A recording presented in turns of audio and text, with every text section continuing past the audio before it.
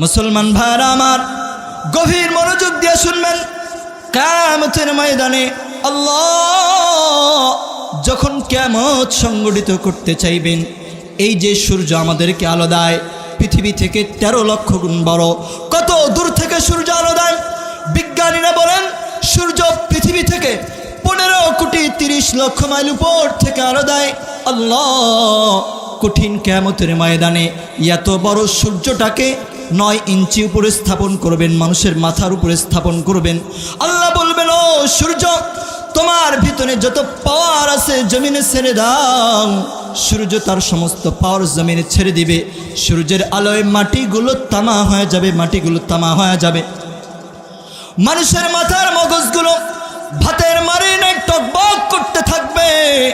মানুষগুলো বলবে, আল্লাহ আল্লাহ।